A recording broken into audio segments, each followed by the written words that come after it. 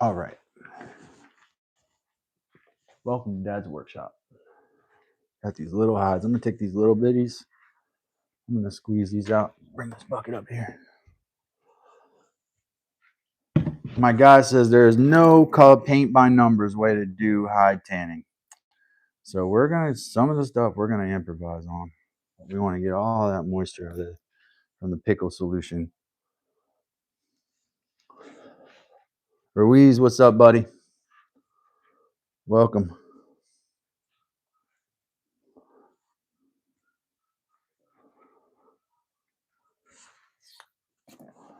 All right, got that one. I don't think I even need that there for this one. This is the other foreleg.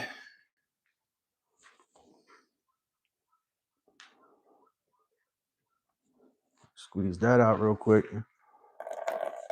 And then with these all leather, you want to tease it, crumple it, pull it out, pull it from other angles. This is how you keep it soft. If you want a soft texture, you have to do this. And that's what we're going for here. Now I'm going to drop these in my tanning bath, and I'm going to show you that in a minute. I made it out of mimosa bark, but we want supple leather. So we're going to pull at it and tease the hide until we get, just back and forth and squeeze and pull from different angles. There's some spots where it looks like we lost some hair, unfortunately, here. But we're going to try to keep the rest of that hair with this tanning bath. It's apparently pretty tricky. So we'll give it a shot.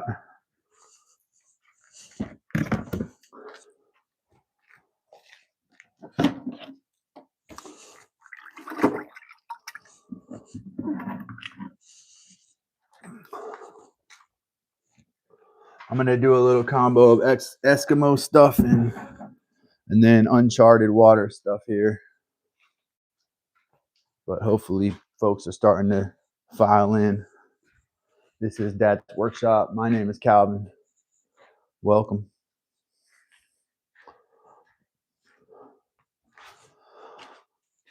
I will tell you, due to the graphic nature of this stuff, it's not recommended for everybody. I can see how those would work. I'm going to put it in the tanning bath and kind of squeeze it out. I'm going to brush this hair out in a little bit. But I'm going to do the same thing with the big pelt. This is tannin, a tannin liqueur that I made with mimosa bark. And I'm trying to get those tannins into those hair follicles so we don't lose our hair on these.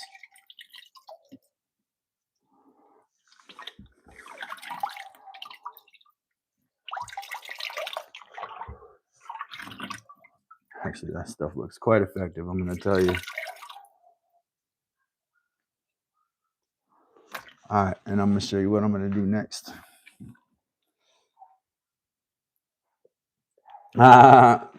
Ruiz said which dog acted up. That's funny. Nope, not a dog.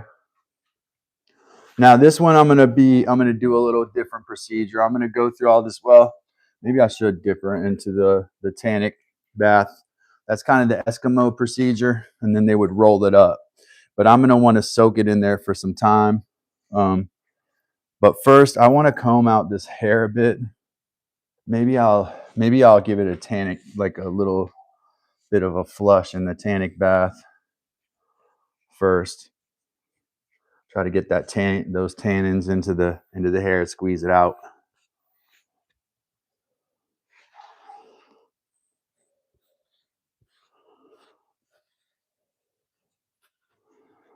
Like you don't want fur to be nasty and have schmutz in it and different stuff. It does look like I'm getting a little bit of hair loss. I'm gonna take these two pellets that I got here. Interesting, they already look like they're tanning. Crazy. It is a mild, looks like a mild, like a mild chocolate brown kind of a tan. Tan. All right, let's put those up for a second. I can deal with those in a little bit. Like my guy It says there's no paint by numbers approach to this. So this is what we're going to take this whole pelt. We're going to put it into this tanning solution here. Put it down in there. I'm not worried about discoloration right now. I just want to keep the fur for warmth.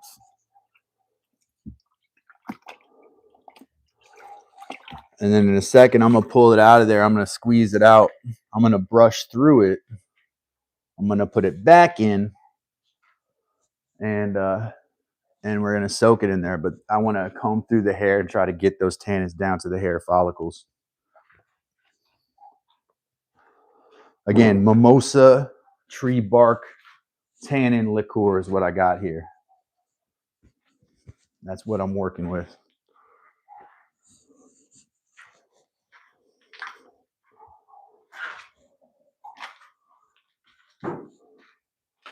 Hopefully the dog's not bothering you. I know that sometimes he does that when there's one of us outside, just kind of get on our nerves, or if there's someone around. I don't like, there's some little pieces of bark in here. Maybe if I would do it again, I would like probably, I don't want any pieces ripping anything. Wow, it's actually, interestingly, it's actually getting in there already. I can see it. But the idea is to actually leave it in there for days, if not weeks, you know.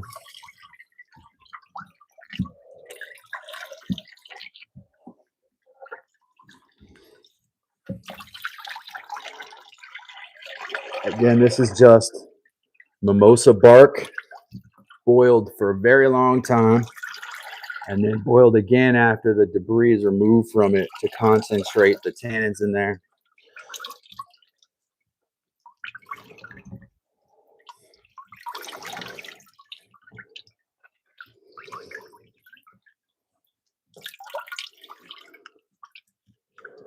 All right, put this aside for a sec.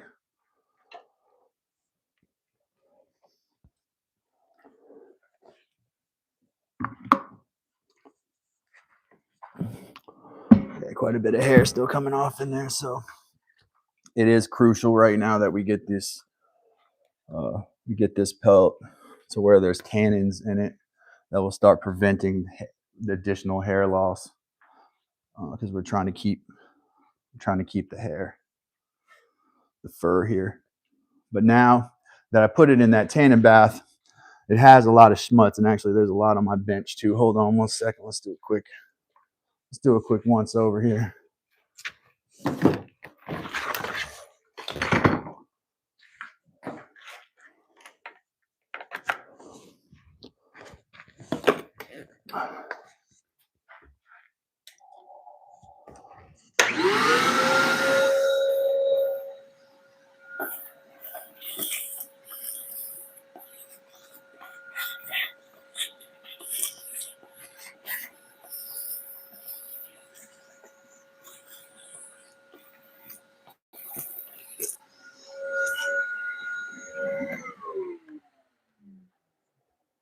All right, so after being, basically it was dumped into a tannin bath there.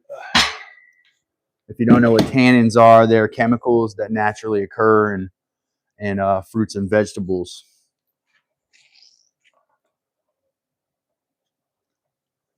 Quite a bit of little wood chips, so we're gonna have to brush this out pretty good here. But I'm gonna try to soften this leather by squeezing these different sections and kind of rolling it against itself. This may be why it's tricky to keep fur on leather, because really, if you're trying to keep leather soft, you're wanting to pull it, stretch it, and all of these different things you want to do to it to keep the leather supple. Now what you're going to see me do now is actually brush out all the hair to make sure I get all of the debris out of there. And also I want the tannins that are in there on my hands and on this brush to get into those hair follicles ASAP, so we can prevent hair loss without having to put alum on here or aluminum sulfate. And I don't want to use chemicals, you know, if at all possible. Looks like there may be with this a little bit of hair discoloration.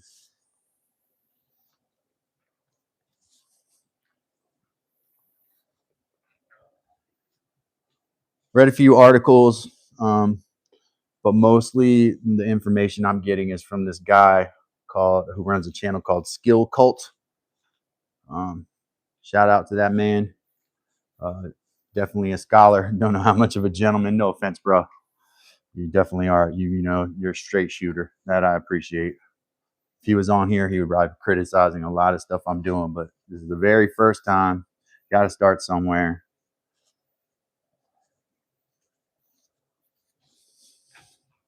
I've had hides before, but I've never really tried to do this before. This is new. We're trying to get that moisture out of the hair too, but get whatever tanning bath I just put on it after the pickling. I want that to get in there. So I've got this thing with the top grain wise down so I can just brush the hair pretty well. This is where this foreleg is. I'm going to stretch this out a bit.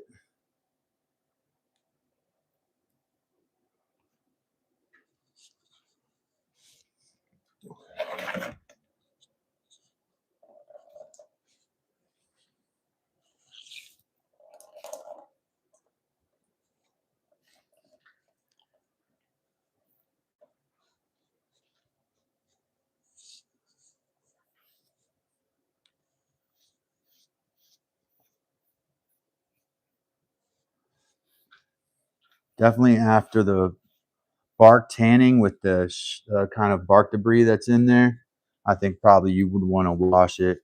The guys say use soap. I have my own soap that I make, so I use my lowest pH soap that I have, which is like a shampoo bar. Yeah, because there's a lot of like little bits of debris in here is the problem. You want to keep, probably, I bet that's a problem with these in general.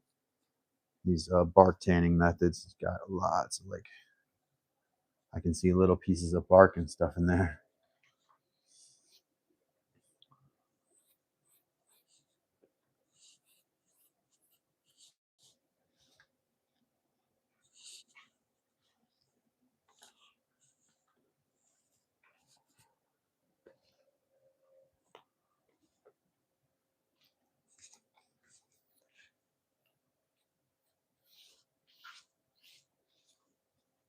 And after I do this, we'll get back to cutting dovetails again.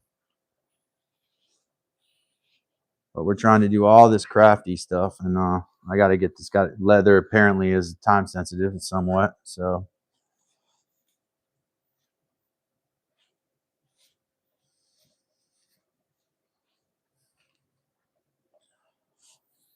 to tell if a vegetable or a wood is tannic, like you would really have to take a piece of the bark and put it in your mouth and chew on it. And if it makes your mouth pucker and your mouth isn't dry, that's usually the right kind of wood. Now, the other day I ate some Bradford pears and they did that to my mouth, and I realized Bradford pears could probably be used for tanning. What we got going on here? Wes and Carrie, welcome everybody. Glad to have y'all, fam. Appreciate you're here. That y'all are here. Just to give you an update, this right here is mimosa tanning liqueur that I made out of mimosa bark. Boiled very, very long time. I had to do several pots to get this amount of it. Just like a few gallons of it. And what I'm doing now is I dipped the pelt in it, and I'm cleaning this pelt, or basically brushing the pelt out. So that right there is a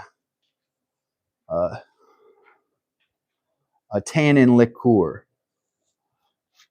Now I will tell you, there is a lot of debris on the skin side of this leather that I'm not too fond of. I don't think that happens with brain tanning. You don't have chunks of wood in brain tanning, so maybe that's a downside we can take a note of. I am noticing some coloration happening already, so that's a sign that I guess I made my liqueur properly. I cooked it. I boiled it for hours, let it sit, boiled it again. let it sit, then concentrated that, strained that, and boiled that again to try to reduce it down to, as tannic of a solution as I could get.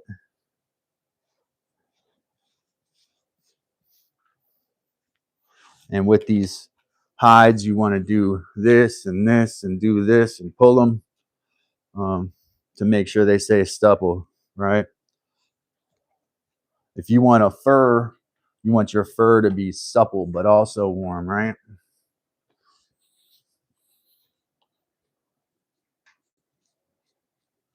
Probably gonna have to go fine tooth comb down there with some of that stuff.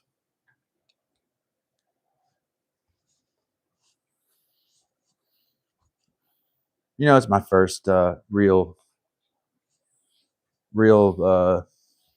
go at this, so hopefully it comes out good. What we got in the chat? We got Mike, we got Carrie, we got Plywood, we got Wes Does It. Shout out all members. Appreciate y'all. This is a member-based channel here. My income comes from members, having members, and the channel is focused on the members, and that's the way we run things here. I do have shorts and I do have long-form videos, but my emphasis is on content geared towards my members and the community. So, hey, become a member today. Tap that little dollar sign and become a member and join this fam and be in the chat with all of us and get high fives and stuff for stuff you're doing. What we got going on in the chat? If you haven't figured out an application, Calvin, I want to send you a message. Oh yeah, see about one of those skin pieces becoming, those shin pieces in the lower legs is what he's talking about, becoming a nice strop. Yeah, that's a definite. Yeah, I mean, I think that buckskin I got behind me that my cousin gave me, that stuff is I used that as a strop before I even had on the suede side I used that before I even had a stropping leather.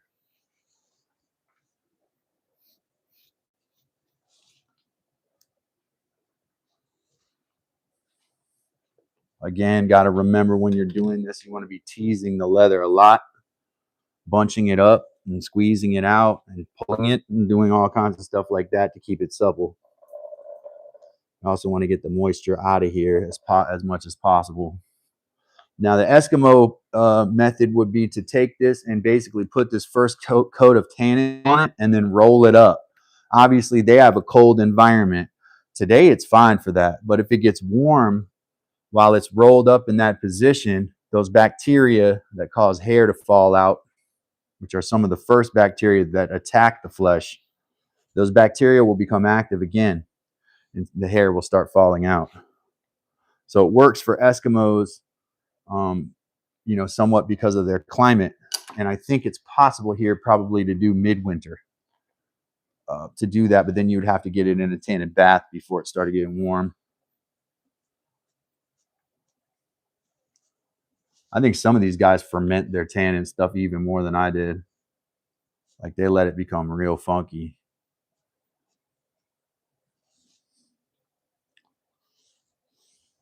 Mike is making stuff with a $20 super chat. Get the heck out of here, Mike. That's what I need. I need some drumsticks. Let me find something I can drum with here. Might have to use these cold fingers of mine right now.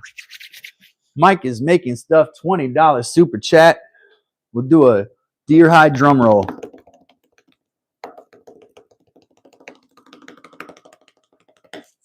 High drum roll from Mike. Mike is making stuff. Big shout out. Mike has been supporting the channel so well. Appreciate you. Yes, and I will definitely, obviously, you message me. We'll talk about the strop for those leg pieces. Oh, I am noticing that the lighter colored hairs are starting to get color to them. Now that's not really ideal. You don't want to color the hairs so much, but that does let me know the tannin is getting in there, and that's like really good. That's good. It means I made a good strong liqueur. Thank you, Mike, for that $20 super chat, man. Appreciate that. Keeping us going here at Dad's workshop.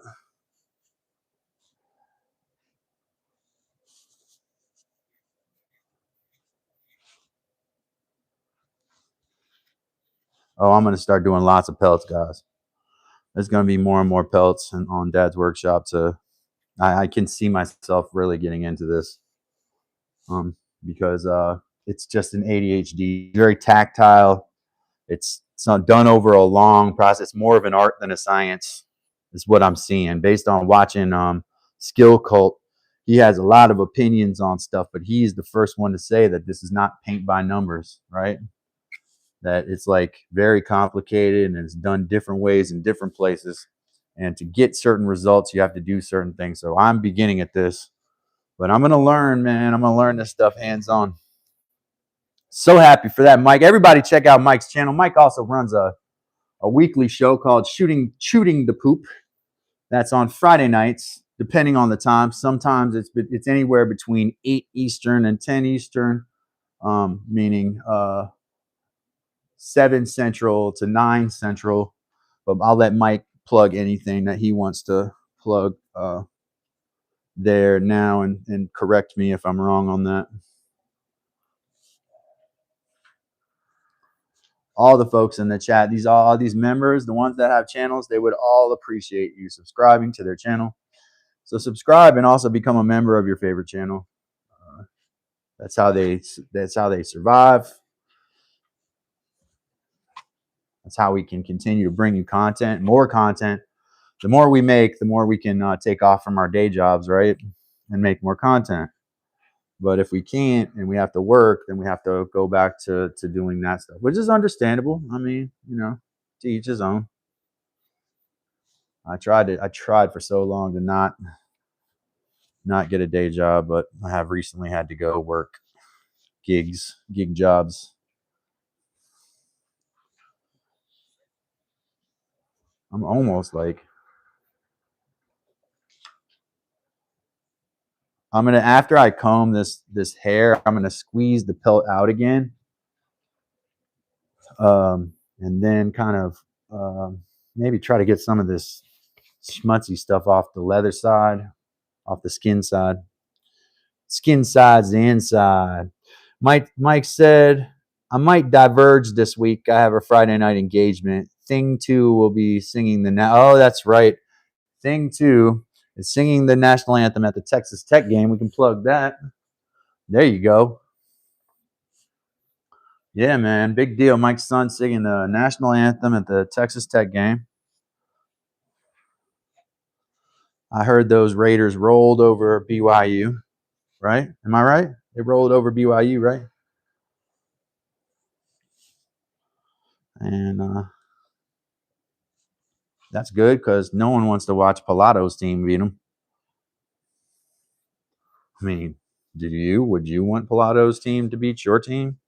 Hell no. It is a very hard song to sing. The national anthem stretches a range of an octave and 5 notes. That's 13 whole steps. The average person can't even, your average untrained singer can't even sing an octave. It's difficult for an untrained singer to sing do, re, mi, fa, sol, la, ti, do. That's 1 octave, right? But the national anthem goes an octave and 5 notes from the very highest to the very lowest. So my recommendation to anybody, especially males who are going to sing the national anthem, and I have practiced with multiple people who have done it, and I've accompanied them, sometimes in performances, not at games. Well, no, once at a game. There's a spot where I lost some hair there. It's unfortunate. Is to start lower. Start lower so you can reach that high note. I think it's Rocket's Red Glare. That's the highest note. That's going to be 13 whole steps up. In the land of the free, I think free is the same note as glare from Rocket's Red Glare. Octave and 5 notes. No joke. Hard song to sing.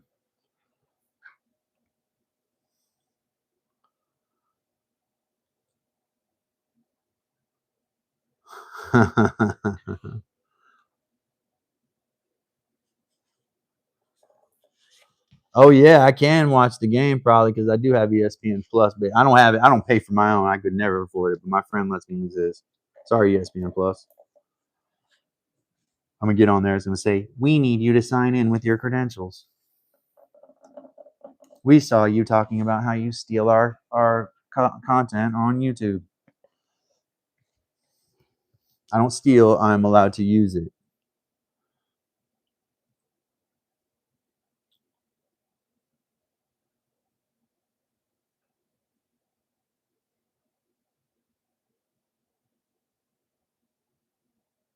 Huh. Yeah, as long as Pilato isn't here, I can say they handed their asses to him. That's what I thought. Yes. Well, Pilato will probably be here as soon as you say that, because that's what happens. When we mention him, he appears.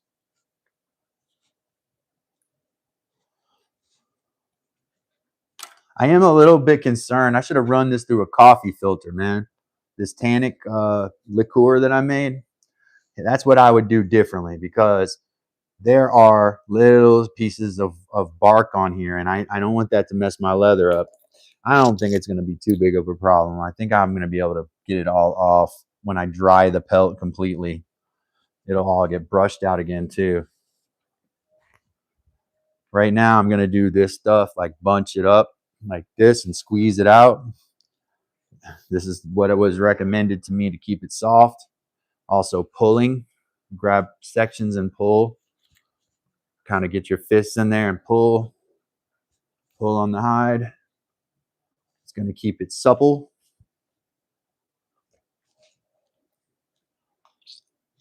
I think some of the suppleness of a hide, not letting it turn to raw hide, is kind of like just babysitting it, basically. Mister, welcome.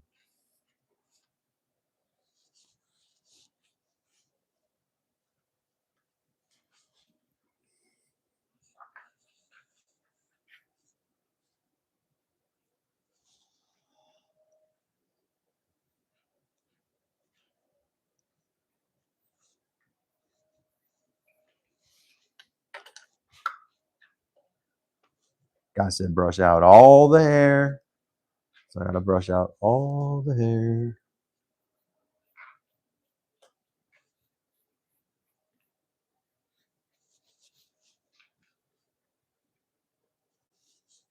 This is a deer pelt, but if you're keeping fur on any pelt, it's my understanding is there's only two ways to preserve the hair: alum or aluminum sulfate too. It's any kind of form of alum, basically, even the food safe one. Which I don't really want to. I don't want to. I've already spent a lot of money on salt and stuff. Like, you should be able to do this with natural materials. So I am not going to do that. Or a tannic bath, which I have made. Right next to me is a tannic solution that I more like decocted, because it's just made out of boiled mimosa bark. All right, I'm gonna take this off of here real quick. I'm gonna do some, like, just some regular, just wringing out of it. Actually, I might roll it up real quick. I was worried today. I was like, man, I can pull that pelt out, lose hair, rip it in half. All kinds of different stuff can happen. I can see some spots here on the skin side that I did some damage to.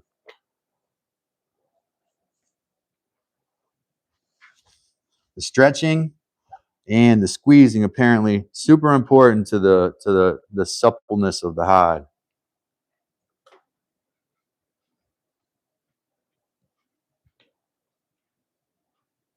What the Eskimos do is paint the tannic solution on and roll it up like this, right? Then store it.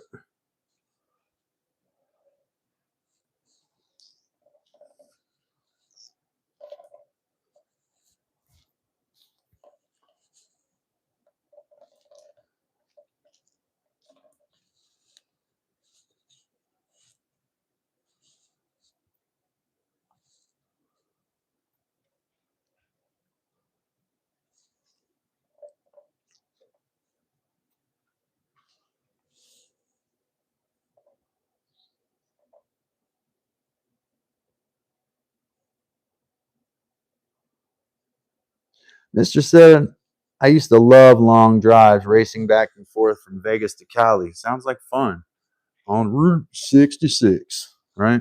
No, I don't know. They probably have interstates for that. The I-10, I-10 by 10.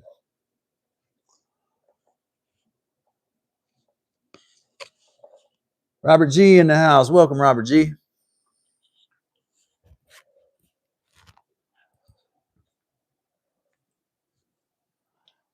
All right, looks like it actually is taking on some color from that mimosa bath that I put in, the mimosa liqueur that I put in there. You can see it's already starting to turn brown, but there are little smutsy parts. I bring my knife out here.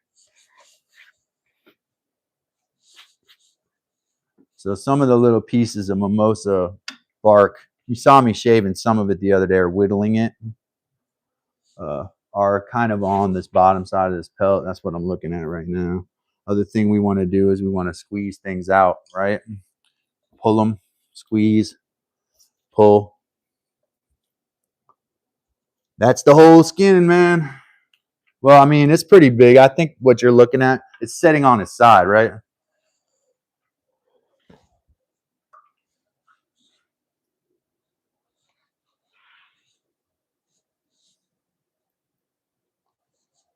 Kind of an illusion. I'm looking at the screen too. It looks small on there. It looks smaller than it is. Like there's a whole bunch hanging down to the below the bench level. Yeah, I'm pulling, I'm stretching, pulling, squeezing, stretching, pulling, right?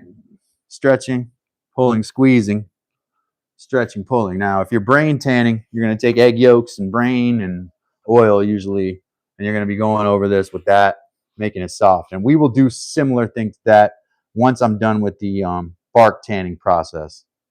But first, we're going to bark tan. You can see it's actually starting to turn color a little bit on your image. You can kind of see that.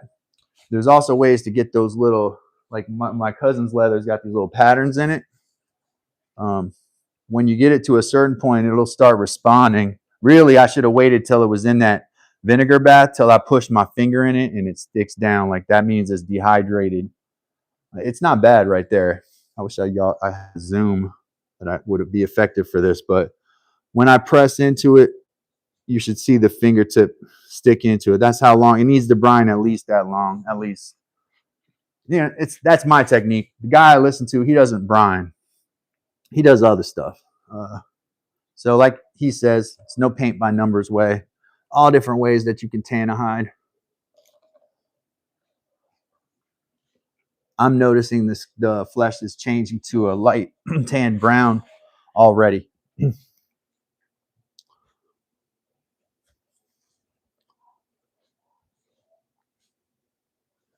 What we got here?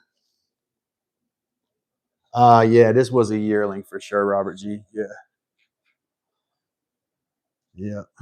I think I said that. Uh, yeah, it was a little one.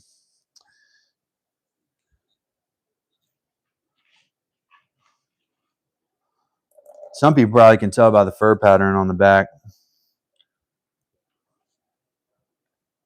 And you were talking about it the other day, though, man. Like the younger the animal, too, the better the meat is, too. You don't want to go killing baby deer. That's not what I'm telling people to do.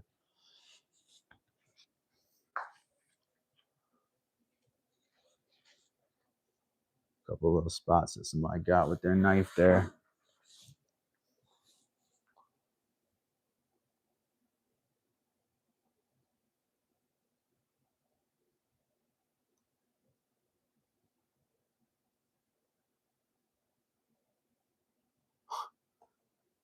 Don't mean to bring up politics in any way, but Mrs. Making is in a rental car driving in South Texas. She's pretty brown. Maybe I'm overreacting. Don't exactly know what you're talking about there, Mike. But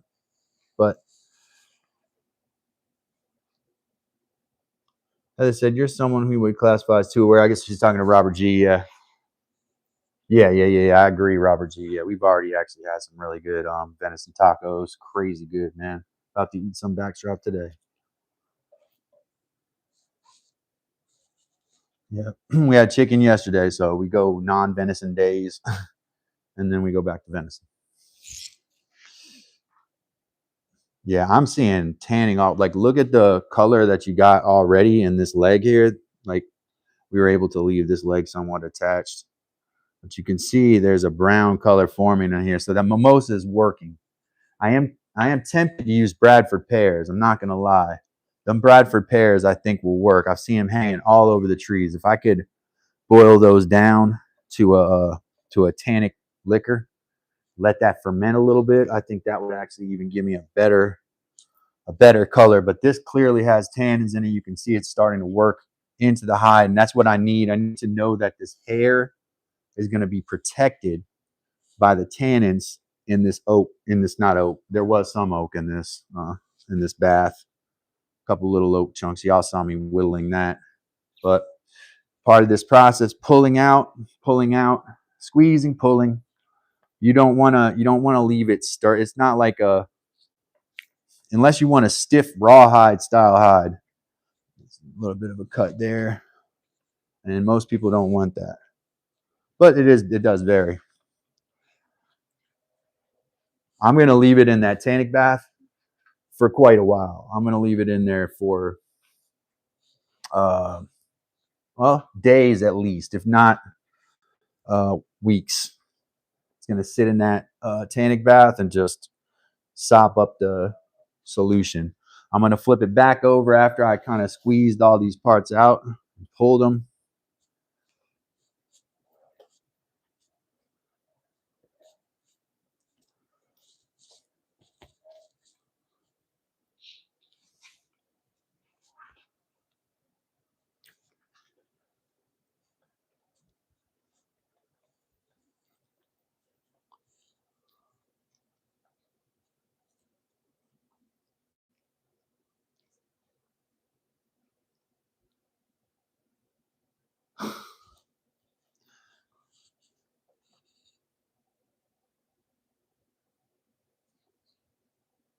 Yeah, not that young, man. I see boys down here taking a lot of yearlings getting taken. They're the ones that are not as smart. So love to see those big majestic bucks though. They are smart. You know, bucks don't venture that far from their bedding area. Doe will go a long ways, but bucks maybe 100 yards from their bedding area.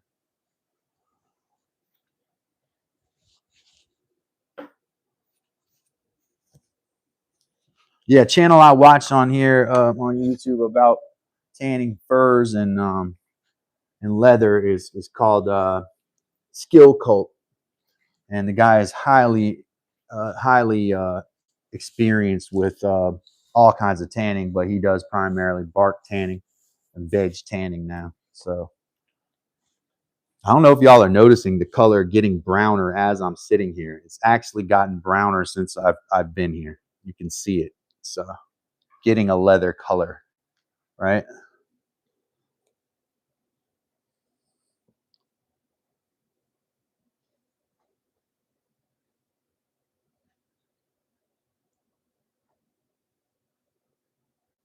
Listen, that's what he was saying. Yeah, man, it is like that, dude. So good. Just hits that brain, man. I'm telling you, humans were designed to eat this stuff. There's no question to me. Quality of the protein, it's so good. So good.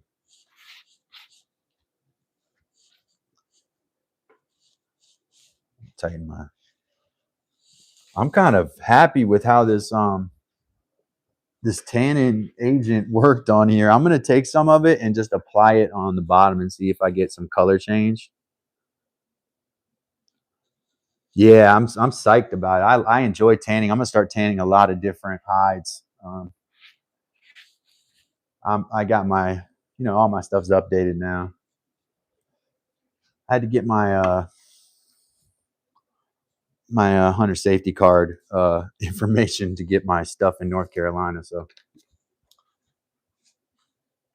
welcome to Dad's Workshop, where we are actually working on tanning a hide right now.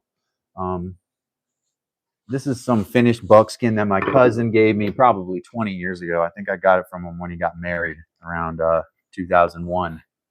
So this is buckskin. with no hair, right? And so that's what a lot of people go for. And I've used pieces of that for various things over the years. I want that kind of texture, though. I like how it's supple. I like what he did with that. But it looks like he probably used some sort of a brain tanning on that.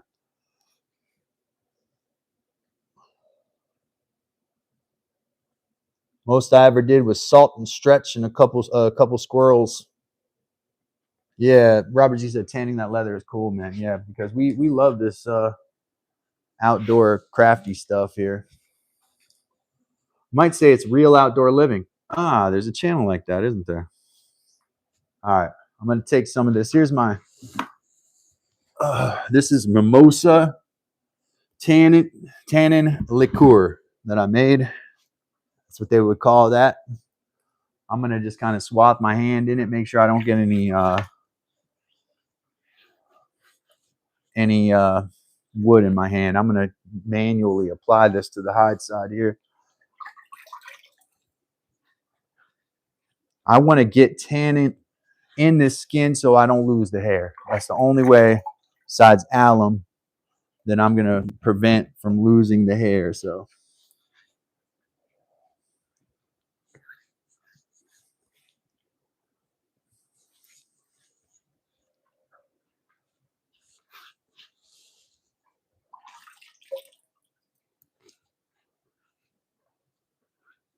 oh yeah, that stuff gets right in there, man.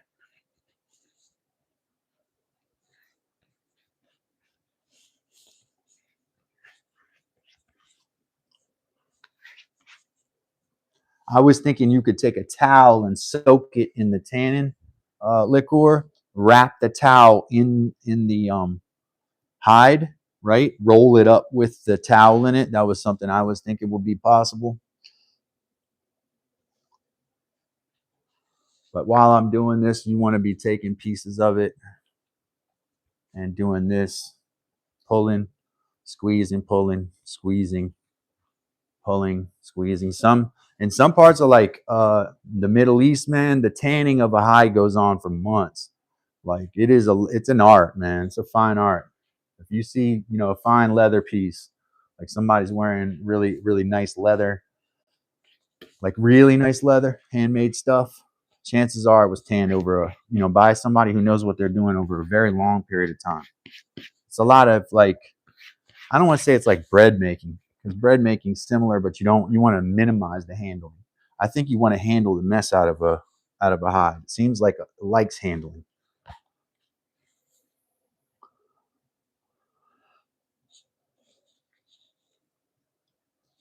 And I'm squeezing moisture out while I'm putting it in too, because I know we had this in a pickle bath there for a little while.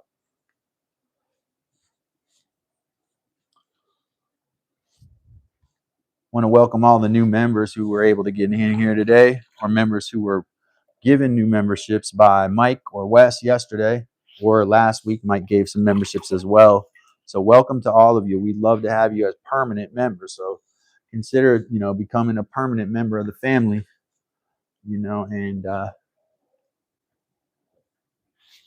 and jumping in here. Be brave. Be brave and jump in.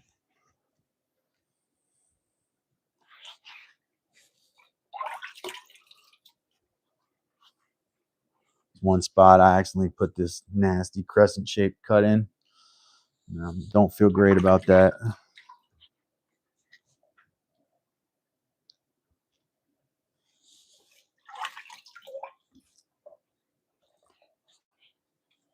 Now that woody stuff that I'm putting on, that tannin liqueur, smells like leather. And the combo of the skin and the tannin bath smells like a leather store.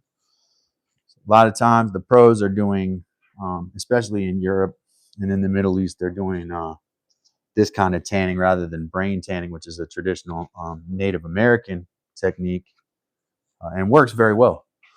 Moisturizing the hide works too. You know, similar in some ways. Look, we got a hole up here too. Have to deal with that. Some spots on here. You live and learn, and you do better next time.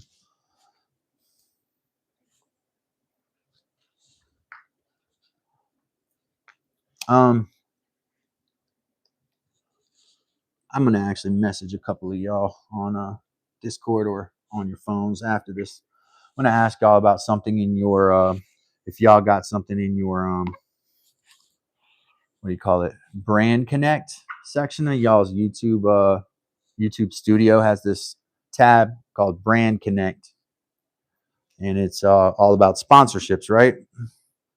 And we had this one pop up in there. I'm not saying I got a sponsorship. That's not what I'm saying. What I'm wondering is, if you open Brand Connect, if any of y'all open Brand Connect, do you see something in there that says open call?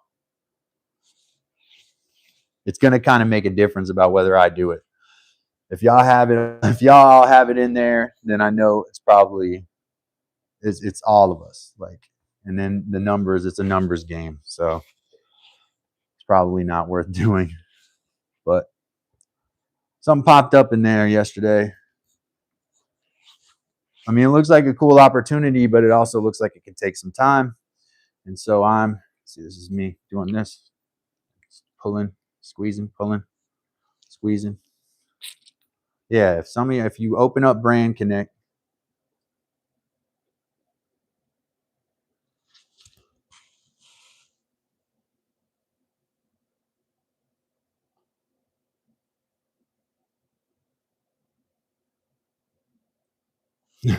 many humans that were killed were one meal. For what? For other humans? Or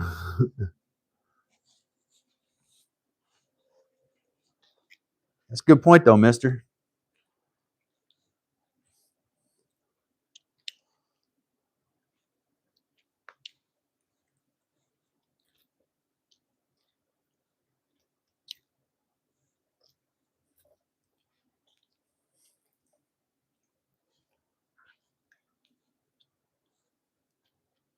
So the tannins are going to keep those hair follicles back, the bacteria that attack the hair follicles and make the hair fall out, which are some of the earliest bacteria to attack the corpse of anything, an animal or a human, or all of us, but mostly furred animals.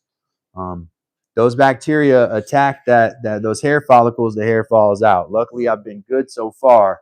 What I'm trying to do is get the tannins in there before that happens. And so this is kind of me improvising based on the stuff I've read and the stuff I've seen from other folks. Like, we have YouTube now, so I have that option.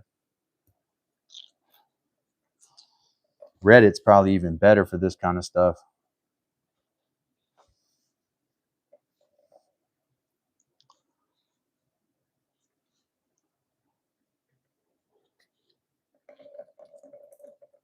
The way I was taught, tanning is one of the nastiest things out there to do. Like, considered one. I know ecologically, and the way they do commercial leather is really bad. Like the chemicals that they dump, they use a lot of lye, is dumped down in the water, all these different things. But I haven't had that experience. I think it's stinkier for me to crab fish than to tan a hide so far. I mean, I'm not brain tanning yet, but I mean, I know that's what some people do to start. Look how chocolate brown that those edges are now. I'm thinking my tanning bath works.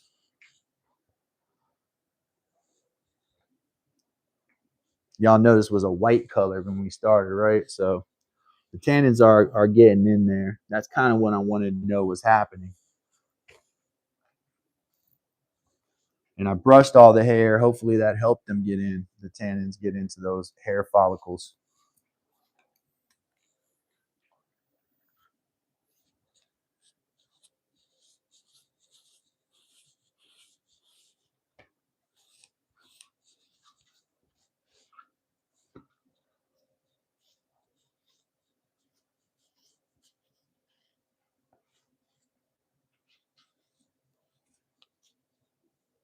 A lot of fun. Definitely like something with my ADHD that I feel like I can do.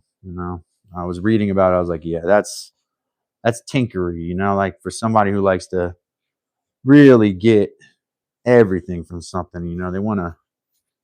They like the minutia. They like to sit there and paint with a brush with one hair on it. Like they like to do wood joinery. Things like that.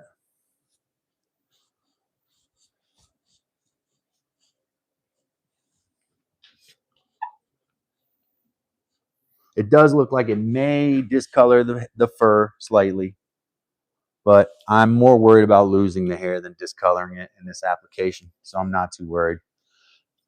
But I did try to do some ruffling. You know, we want to ruffle the pelt up, ruffle it up, and squeeze it and move it in different ways and pull on it.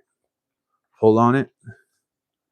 Those grains apparently respond to that and stay supple.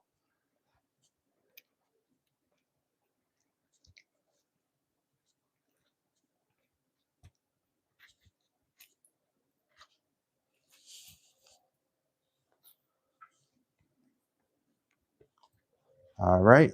Let me check on my. Sometimes my chat gets way behind over there.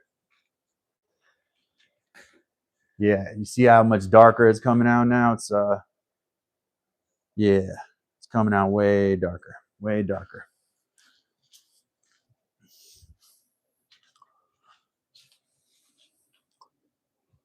So the tannic, I really boiled the mess. Heather will tell you, I paid a lot of attention to doing that, to making sure I was like getting the most concentrated mixture I could get. I even cooked it after I boiled it for hours. I cooked it again to cook it down to the tannins in there. And so you can see it is working. It's literally tan, right? I mean, that's where we probably get that color term from. So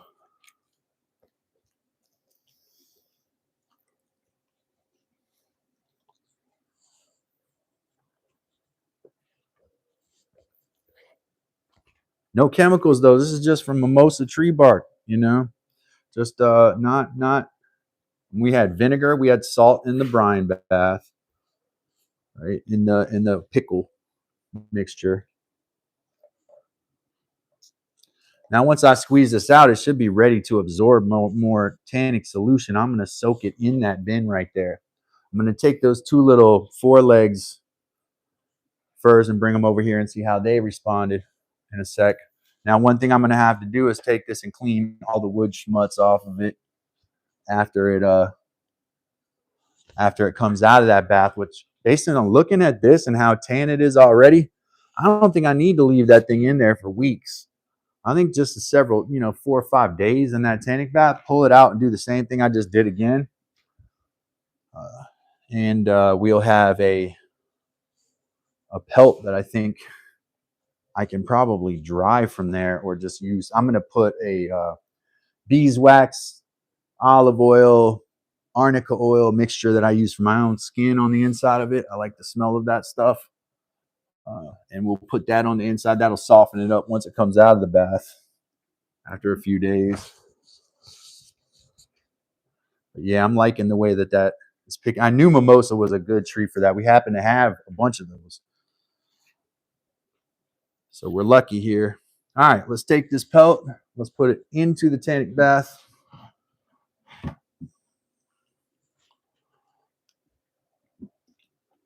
And let it sit in there. Somebody says weigh it down, so we'll weigh it down in there too. Uh-oh, what happened?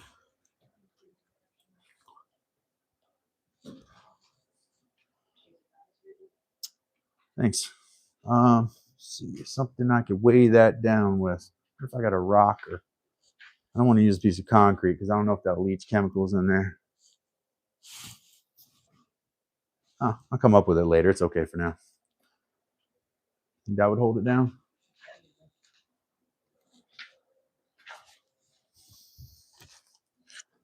Little pieces of PVC on there though.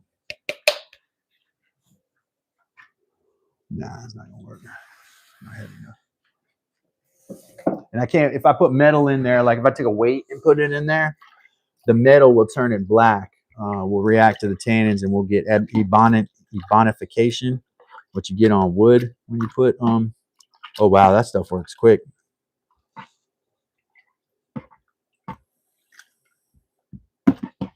Yeah, I'm sold on that. That stuff right there. Let me give you these ones right here a little quick dip in here. These are the forelegs that we did the other day. I could probably roll these up and give those like a little litmus test of how it does rolled up. versus in the thing, because those sat in the pickling also.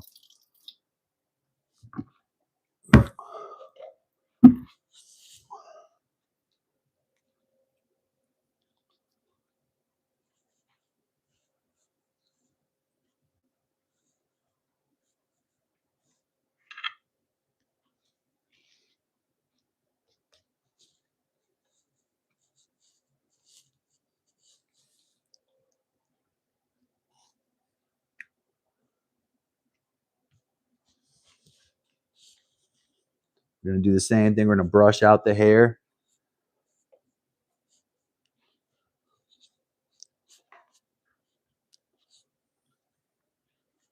Squeeze it out.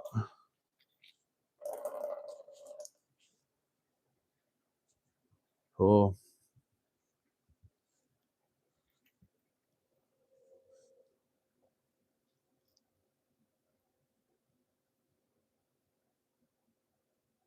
Yeah, yeah, I believe. I mean, it's also the origin of the name tannins, which are the chemicals. We had the tanning process so long ago as humans that they used the name tannins for those astringent chemicals because they were used to tan leather, not the other way around, right? If that makes sense. That's how long we've been doing this as human beings. This is real fine fur here, so this actually I would probably even need a finer comb for, but it looks like it's working. A lot easier than that big pellet, right? You got this little cowlick.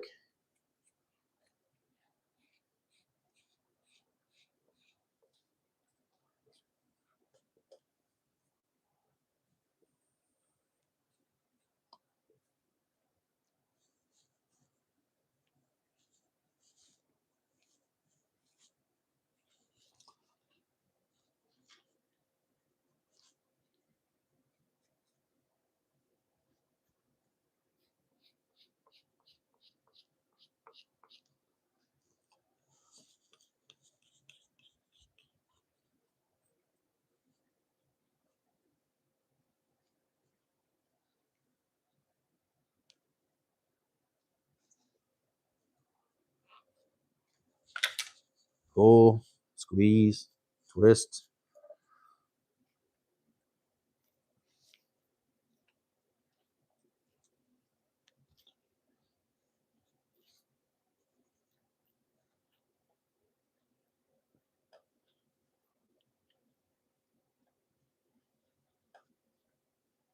Oh, that's a good point. Do I have a second bucket to set inside of it? I may have one. Heather may have one around, and I have to be cleared out. That's a really good point there, Mister. Good catch on that one. That may work for that.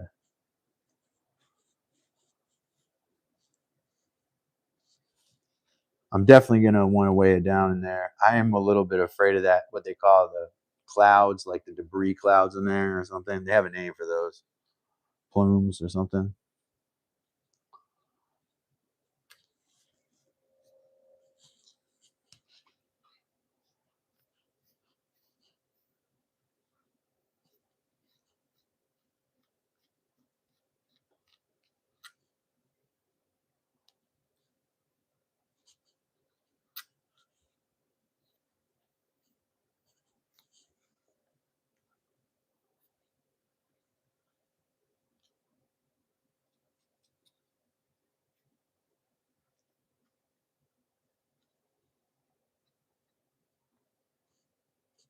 This is very supple right here. This is responding to me stretching it really well.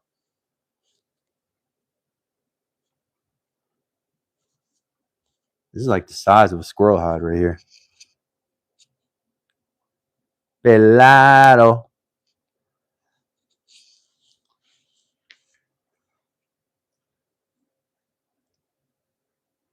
Pelado.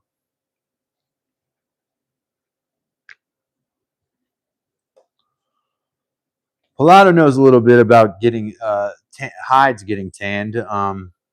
Think that's what happened to his team this past weekend.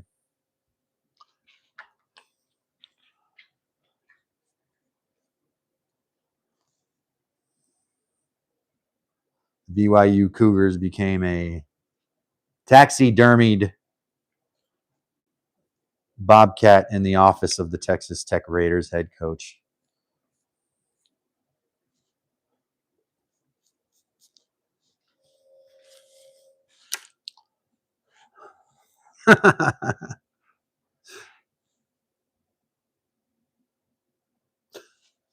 welcome Plywood, but also welcome Helado, friend of the program, member, fan of the BYU Cougars, alumni with an I, alumnus, singular. Sorry, my Latin declensions, is that what it is? Are not very good.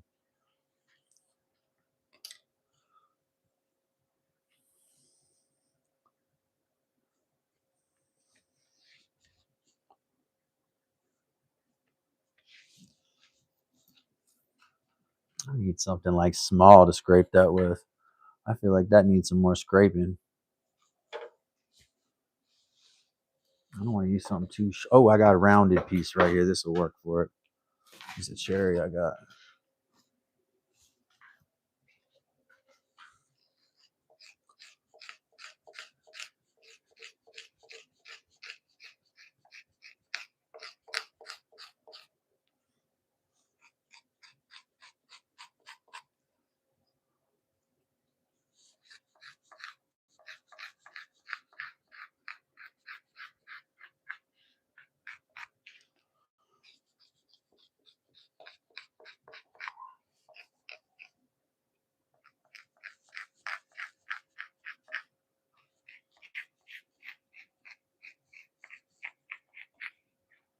Stretch, pull, squeeze. Point is to get this stuff in that tannic liqueur so that it does not lose its hair, because I'm trying to keep the hair on this. I guess my next pellet, I'll just make leather out of it. But this one, because that's what's recommended for people who don't have a ton of experience. It's doing leather without, not trying to worry about keeping the hair. But the hair is like the warmth, right? Half the warmth is in that hair. So you got to get the tannins in there.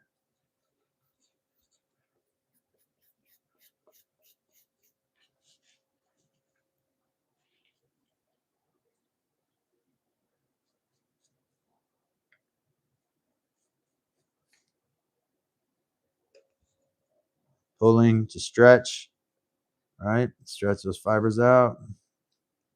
Now, as I understand it, once a pellet is tanned, it's a combination of organic materials. It's no longer just the skin. It's no longer it's a combination of the tannins in whatever it's been tanned with and the skin. Now I am losing hair there up there at the top. I can see a lot actually. Could have been already gone. Could have been, yeah, that could have already been gone. But maybe not. All the more reason why it needs to get in here.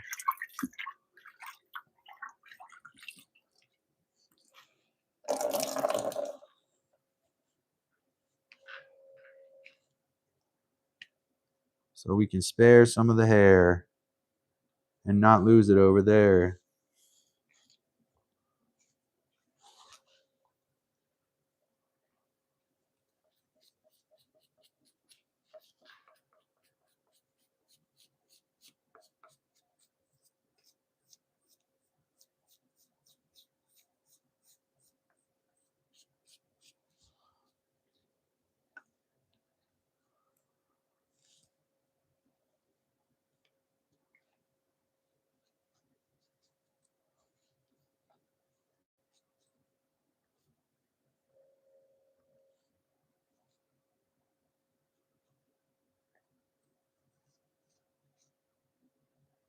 That's really thin leather.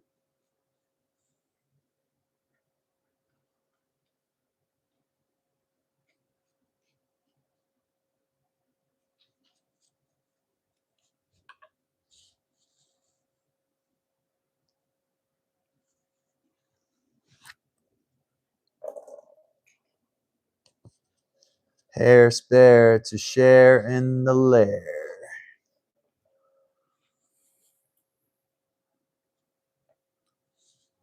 But beware, leave it out too long, you may lose that hair. I know a little bit about that too. Become bare.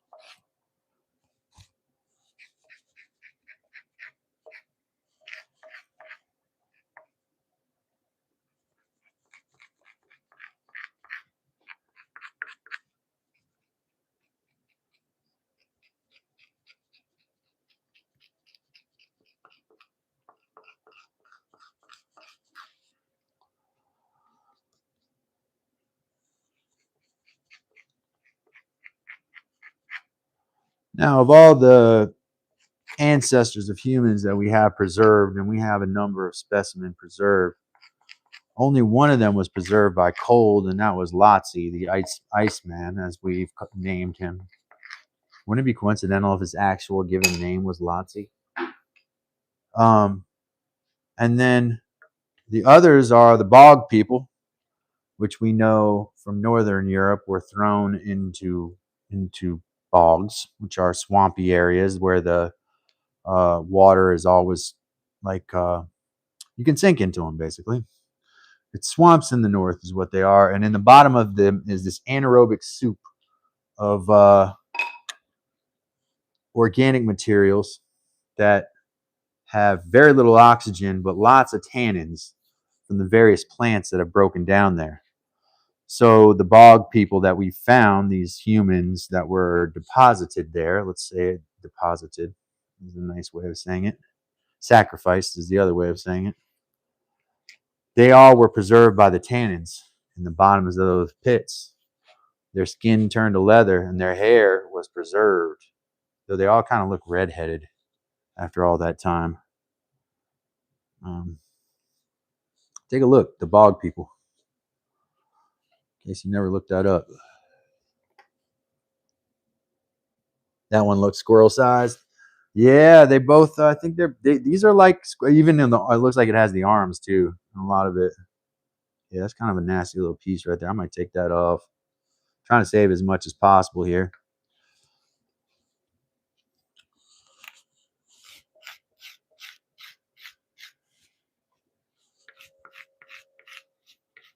I didn't do as good a scraping job on these small pieces as I did on the big one.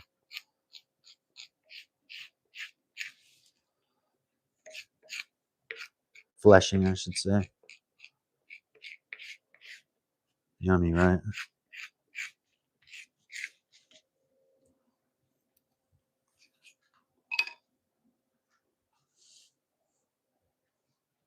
Squeeze, squeeze, pull.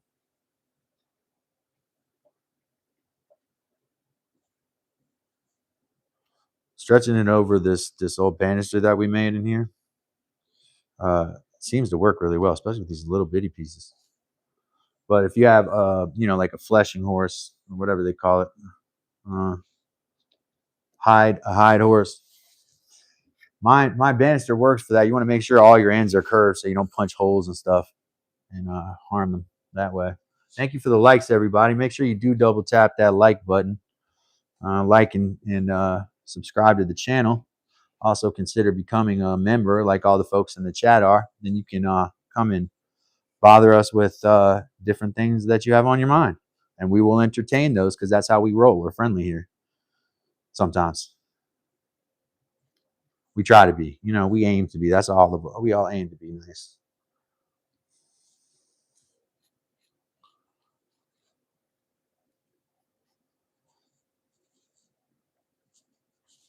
and stretch. And as I'm stretching this, I'm noticing it's actually holding, right? Still pliable to some extent here. Y'all can see as you're doing that. And as this goes to the tannins and we pull it out, it should get to a point where we can even see our thumbprints in there, man. Like it gets really pliable.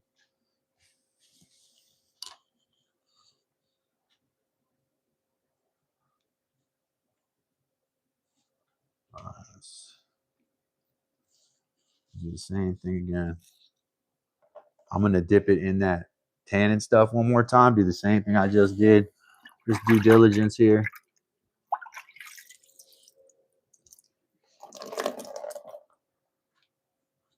Give it one more once over. I'll put it in the tannic bath. I'll weigh that stuff down with something, and we'll check in on that. We'll check in on it tomorrow, but it'll probably go back in there. It'll be in there for days to weeks.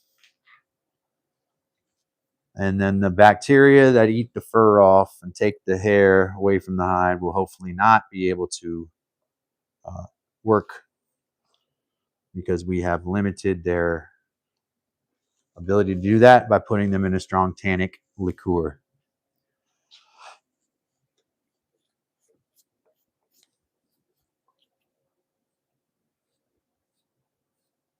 Less worried about the little pieces of wood. It seemed like they came out when I brushed pretty well there.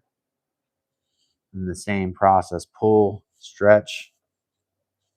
Stretch actually works to kind of just stretch with your thumbs over this thing. And then pull, and you got to crinkle it up and squeeze. Do the same thing over again. Stretch, pull, and all of that stuff helps open those fibers up and keeps it supple.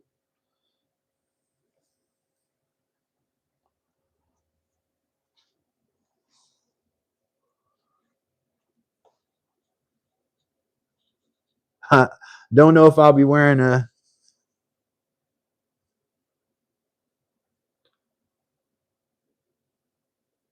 dare to take care of the fair hair spare that you share in your bare fare with your rare mare pair. There we go. When it's time to get warm, yeah. I've got a few months till then. This thing might still be tanning then. That's the way they say to do it, man. Tan for a long time. If you think it's done, tan longer. Keep working it.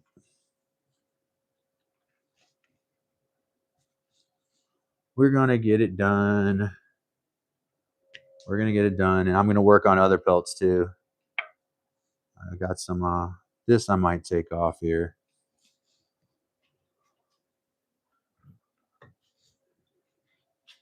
I don't think there's any point in having that on there because it's kind of just doesn't look good to me. I have heard of rotting leather from really bad conditioned animals. Let's put it like that. Being put into tannic baths for a long time, and then when it came out, the tannins just worked it out. Like they just know the tannin does what it's supposed to do. So word of the day, tannins, right? What we're using to get these pelts preserved. These are the legs from the deer, and obviously we have its main pelt in here too. We're gonna put these in here. I'm gonna put something in to weigh them down, but I don't want to use anything metal. Like I said, this is a tannic liqueur that I made out of mimosa bark. Mimosa bark.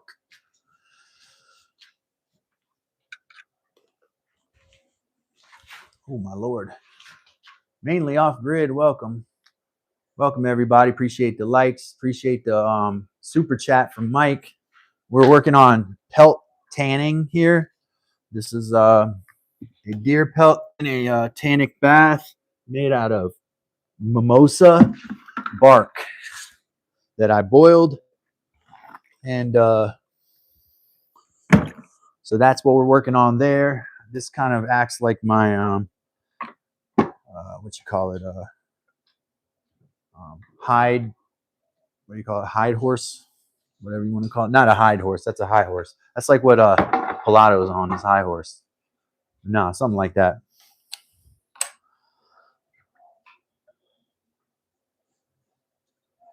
Get back to woodwork here.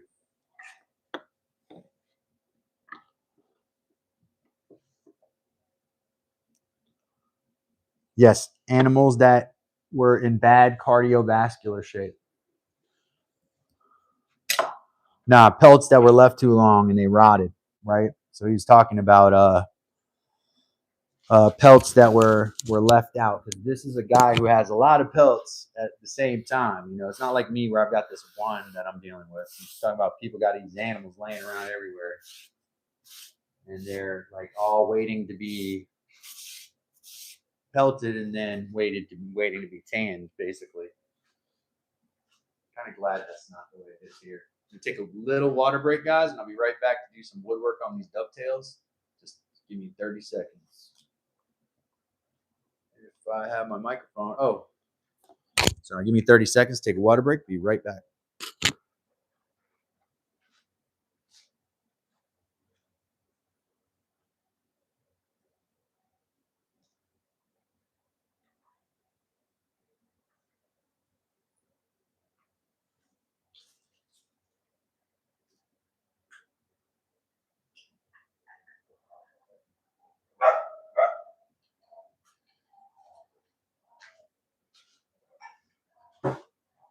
All right.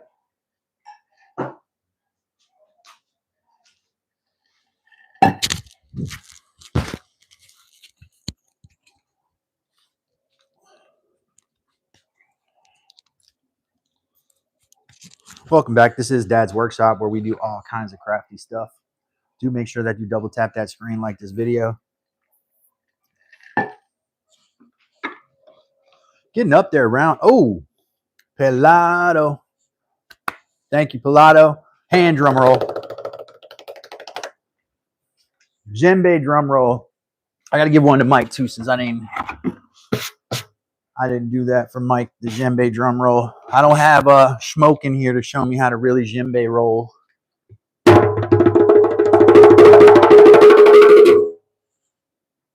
And then do one more for Mike, and then I'll do Pilato's. Oh.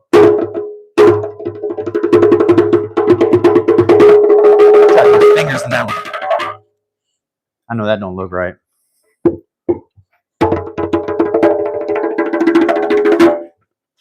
There we go. Drum roll. Thank you, Pilato, for the super chat. Longtime friend of the program, Pilato. Hit the like button on that. You too may become a member. That little $sign down in the corner. That's what that does. Click that. Good to go. Should be.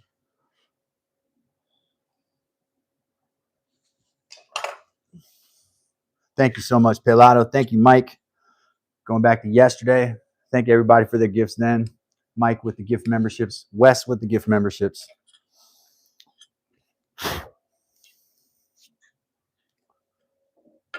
Should be an inch in as well on each side.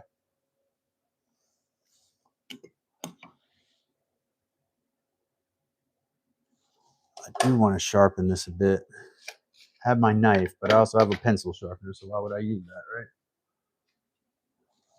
And I just saw it the other day. It's sitting under one of these things over here. Oh well.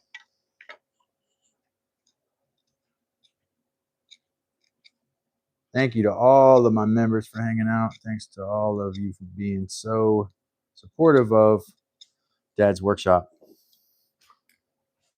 It's like we're actually getting somewhere this month. Last month was a little slow.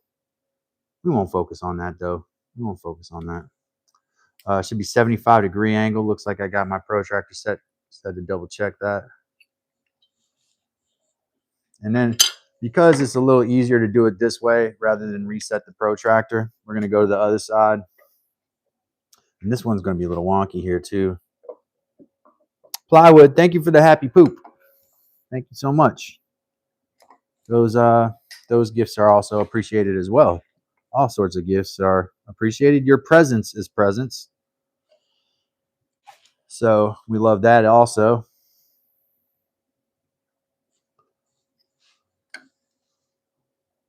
Tom, you also got a membership on your other account yesterday.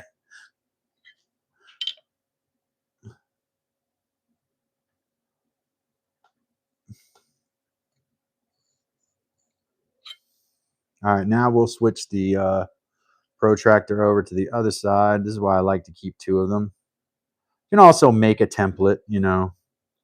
Template, a little tricky because once you start, if it's made out of paper, you know, you start writing against it, or if it's tag board or whatever, that doesn't look like 75. That's not, that's why.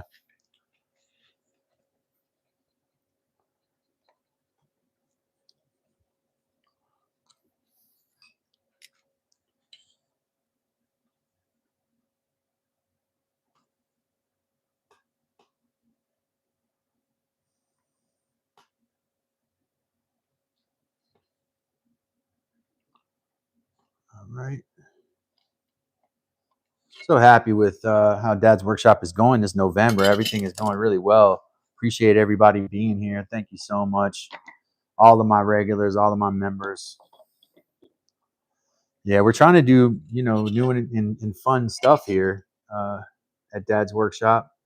Money's tight, but that doesn't mean we can't do cool stuff. Like we were blessed with that deer, so that really helped us out. And we wanted to you know, show y'all we got some bushcraft skills around here. Heather and I are not, we're also not very weak stomached. Both of us have very strong stomachs, and we don't mess around when it comes to doing hard work either, you know, as many of you probably know. All right, I'm going to, I suppose I could pull this dovetail off, but I could probably do this all with this dovetail on here. We'll do this one a little different today, I think. We're gonna, where's my hatchet? Saw that thing down there. We're not gonna make a dovetail with a hatchet. Not unless we're building a log cabin, and then maybe a hatchet for a dovetail is appropriate, right?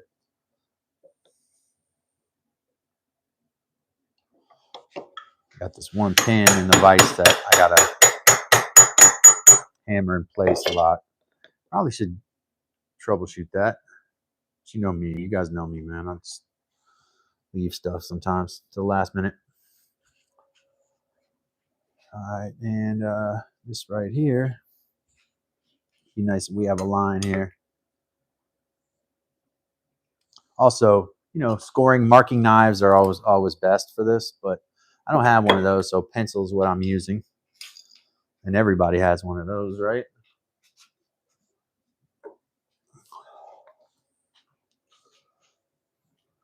Oh wow, I need reading glasses on for that. It's nothing.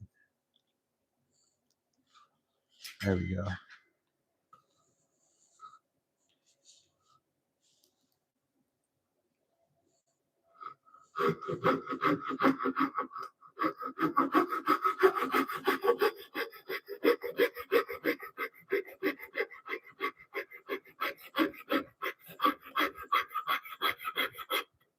Man.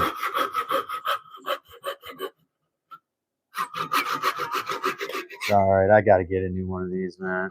I'm gonna have Heather make a note for me.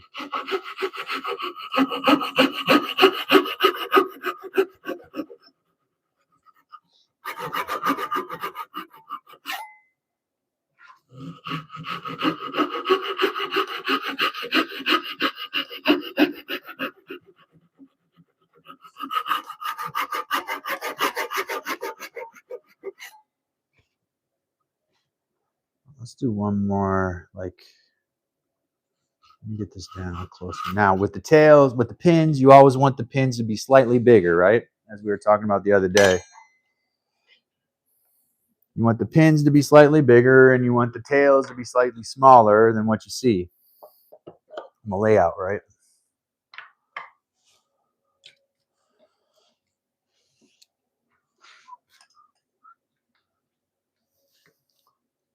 Thank you to everybody for the gifts today. We do appreciate those. It's like we're getting closer to 100 likes. If we could get y'all to double tap that screen, Shirley would appreciate it, and I won't call you Shirley. You know.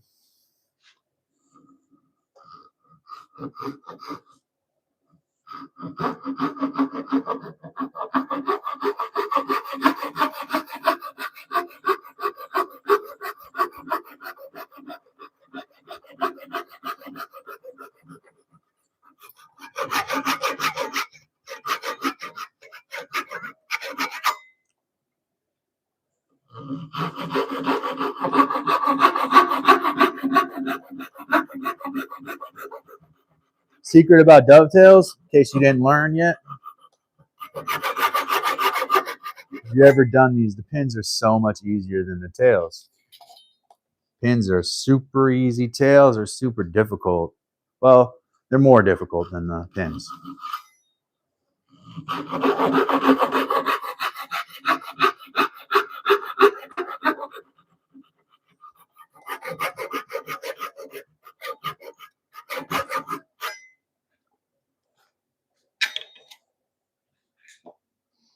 Alrighty, and I have some good sharp chisels. Now at this time, I am going to actually disconnect this dovetail, if possible. It's on there so tight. Oh my gosh. I don't even know if that's coming off. This is a box forever, I think. Alright, we're going to have to mallet that thing off. It is on there so tight.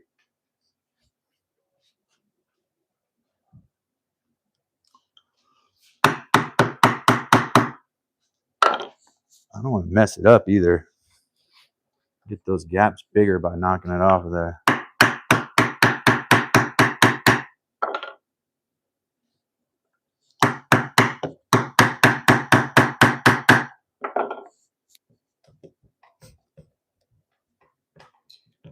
Brute force. That's what we got right there. That's brute force. All right. I'll flip this towards you guys.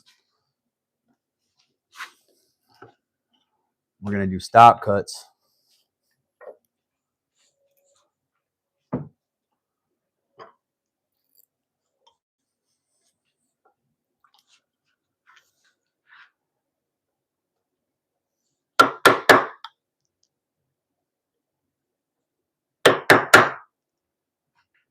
Just as insurance to the fact that you might have a problem with grain. You know, you might end in a situation where where the grain it wants to break away. So you make these stop cuts. It's just due diligence when you're doing hand cutting dovetails or whatever. It's just due diligence. We're going to make a stop cut just slightly outside of this line, on the outside edge of that line, because we make the pin bigger, right? Let's tighten that a bit. This needs to be one cut, should work just to do one cut like that. Flip it, do the same thing.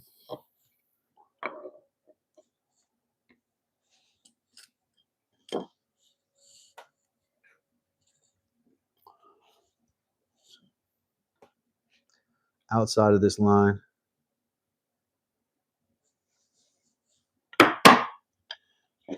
This vise. Probably those little sleeves would be helpful to have in this vise right now. Or having a woodworking vise, which I don't have and haven't thought about getting yet. Still, like, as long as I can use this, gonna do this one.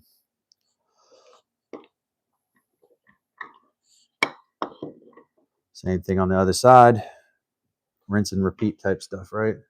Outside of that layout mark there. Oh, there's a woodworking fail for my shorts. Not a lot of surface area for this thing to pinch down on. But, oh, wrong side. Helps if we got the right side out here. Make sure that you're not squeeze in hard on that. Rule number 1 of woodworking, secure your work piece, right? And I broke that rule.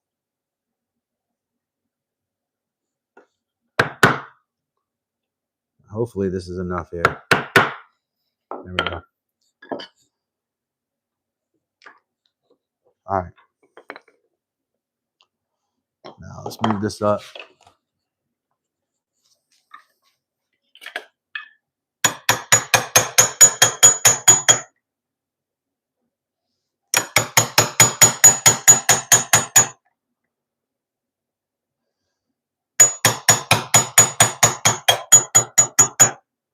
think those are like epoxied in or something, and that's why it eventually broke away.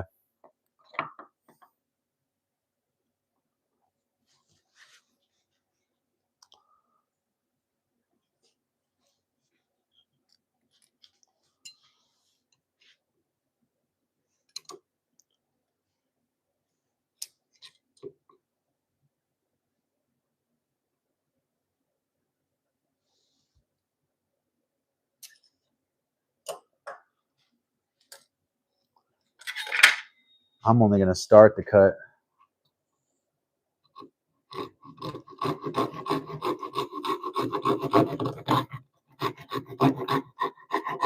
That's all I'm going to do right there.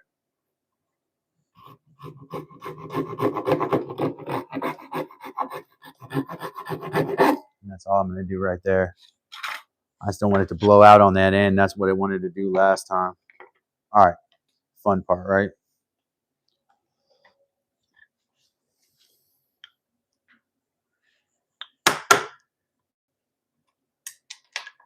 How many strokes did that take? 2?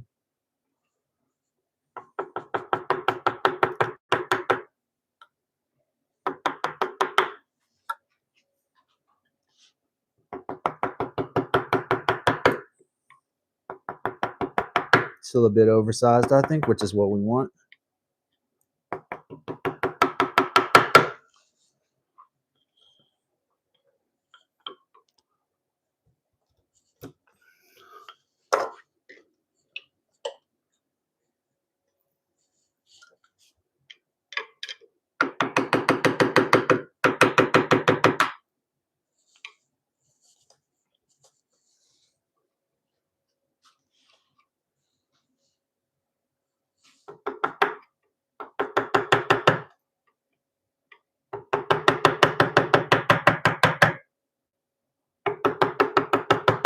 That wasn't too much right there. That looked awful, awful meaty when I went through that middle part.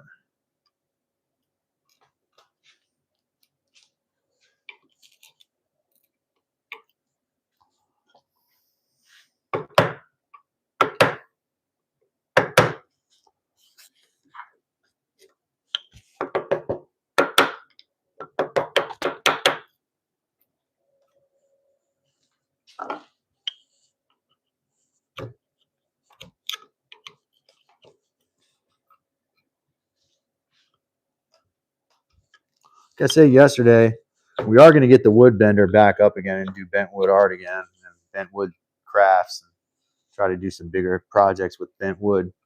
But I got to get a new wallpaper steamer. So we got to do that first. This is the fun part. See how easy that is.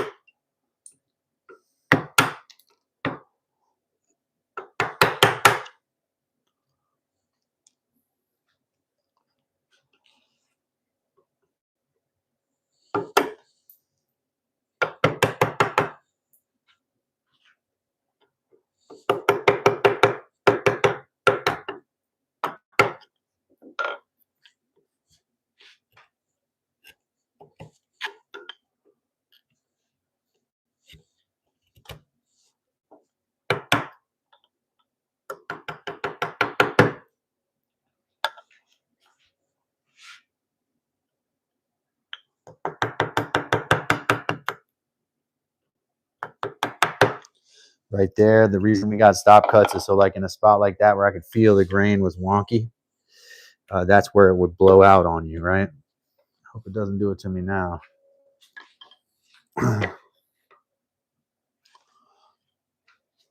I'll zoom in here in a second so you can see. Now we're just pairing it, right? P-A-R-I-N-G, P-A-R, pairing.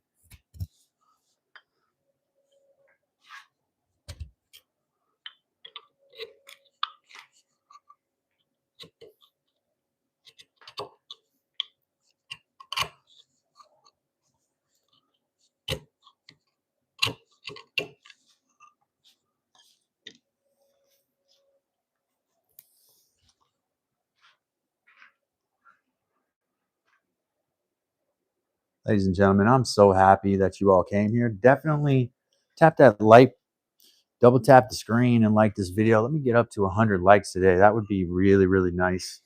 Be a nice way to start my what, Tuesday? Tuesday or is it Wednesday today? What's today? Uh-oh. Whoops, Wednesday. Sorry. Whoops. Better know the days of the week, right?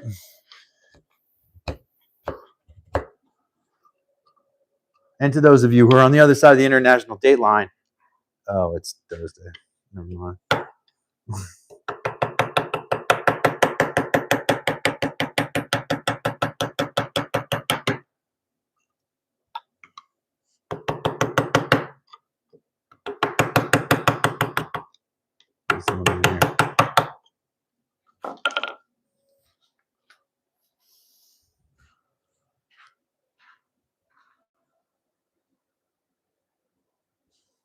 I don't like that, huh? We'll zoom back out. That's fine.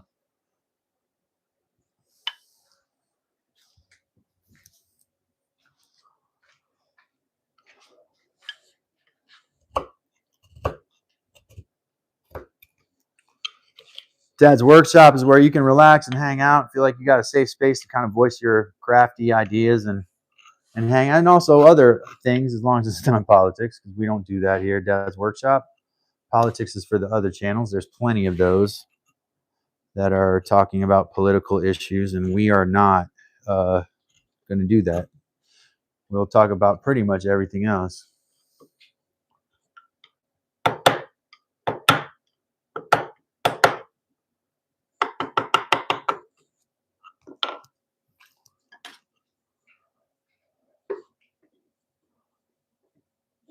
What we got? What's that? Oh, yeah, most definitely. All right, I'm going to pair that a little bit more as I'm looking at this right here. Needs just a little bit more material taken from it. Probably should have sharpened my chisels today. They seem, they're okay. They're pretty sharp. We like to sharpen our tools every day, just so you keep that polish, so you don't have to, you don't deal with a dull tool is a dangerous tool, right? Sharp tool, much safer. Much safer. Counterintuitive though, right?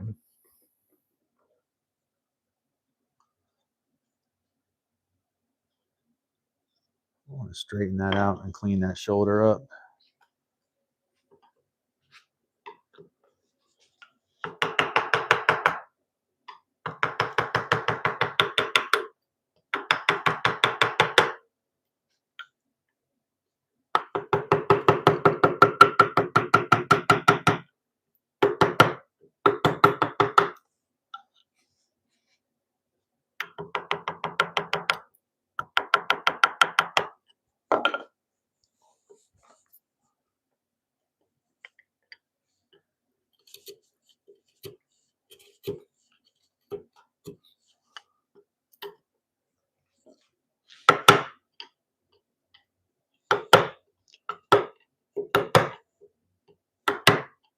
This box will be going to a member.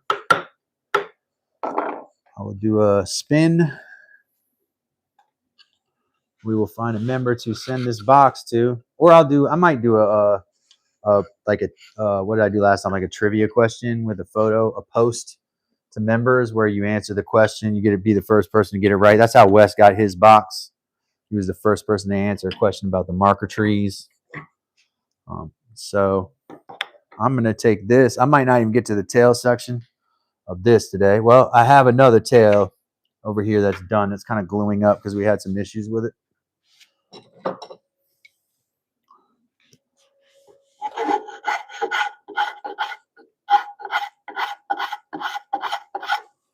Just kind of get that flat.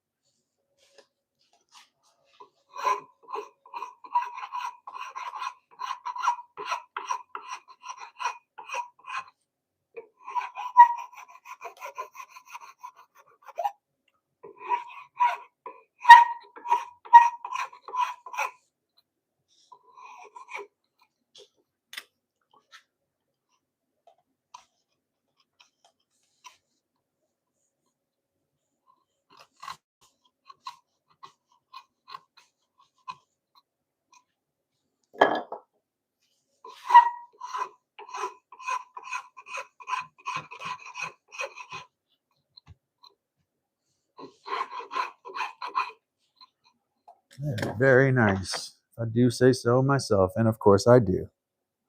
All right, so that was that one. All right, was that the old one? This is probably the new one, so it's going to be, no, that actually looks like the older one. Fits a little better there. All right, and then we have this tail over here. I do not expect this to fit. It's glued up right now because there was a blowout issue. Oh, that didn't sound good coming off either. I'm going to have to actually work that spot I glued up. It's not even completely worked yet. Hope that doesn't blow out. That glue up I did was not nice, not very good. I don't know what I was focused on that day.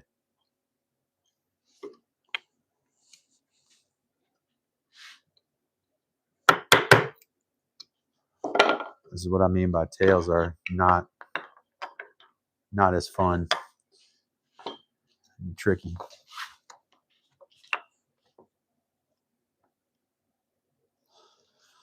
Make sure you double tap that screen, like this video. My name is Calvin. This is Dad's Workshop. Become a member today.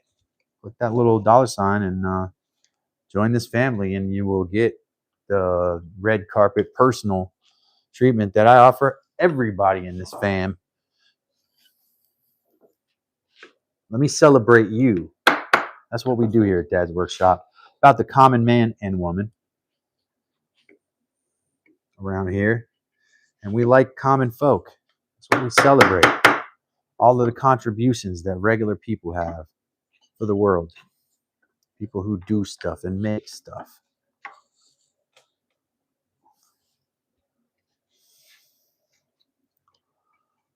No offense if you're a patent attorney, you know. I think you do something, but I was about to say something kind of mean.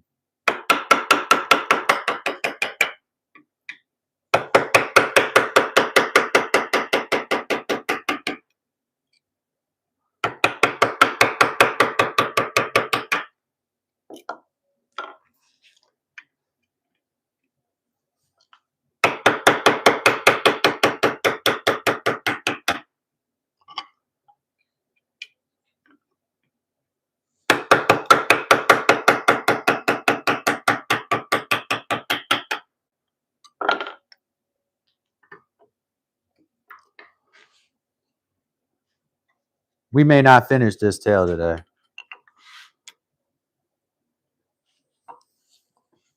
I'm going to tell you that right now. Sometimes I want to approach it like this, sometimes the other way. Obviously, a lot of people do dovetails with coping saws. That's okay too. I mean, it's a better method according to people. I'm not great with a coping saw. I'm going to have to get a new one, practice with it.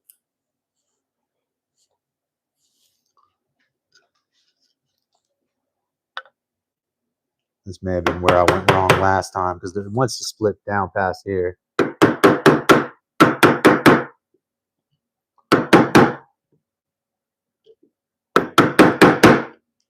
What you got to do is just get their saw and just pulverize the mess out of it until you've got so many cuts in it.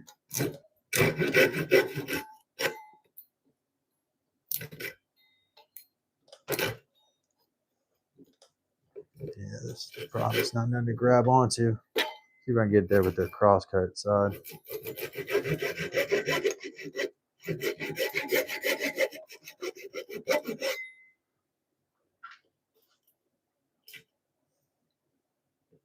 This is tricky right here.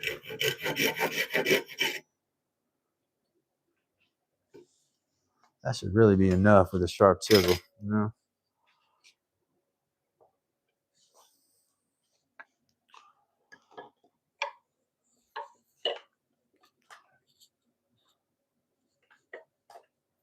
I'll lean it back my way a little bit here.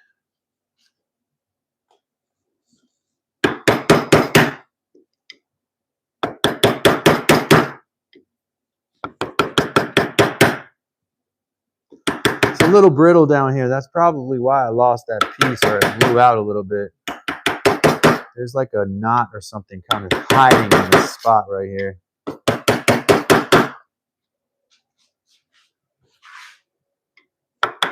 And that explains why I've struggled with this joint here.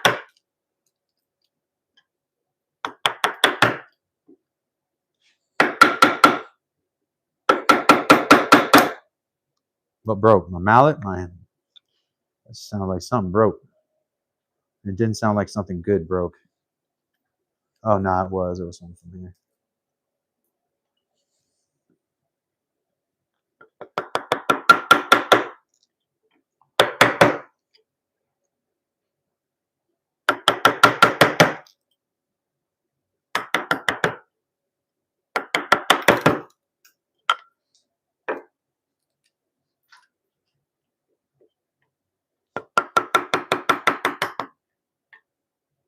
Oh, don't say too much now. I might classify that as blowout.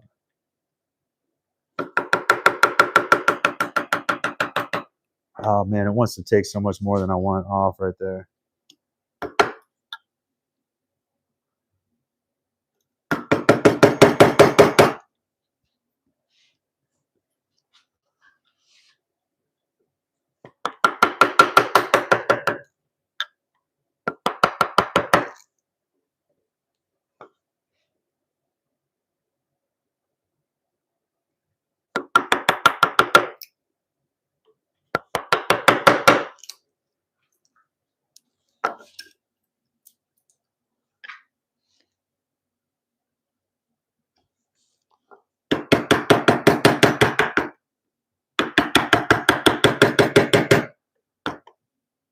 Folks in the chat got videos and stuff. You know, there's a lot of people who are members of this channel who have a lot to contribute. So definitely check out their channels as well as we start to near towards wrapping today up here at Dad's Workshop. I want to thank Mike. I want to thank Pilato. I want to thank all my members for their contribution, because when you're a member, you're making a contribution by being a member. It's a monthly thing, and I know right now, because I'm so broke, how hard it is to commit to that.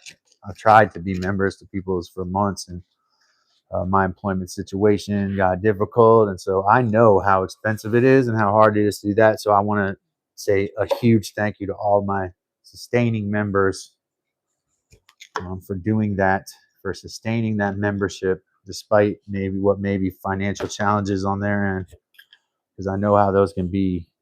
And then I want to thank everybody who's given a gift in the last week or so, and anybody who's ever given a gift to my channel. You are always appreciated, and it will not be forgotten, and it is not overlooked.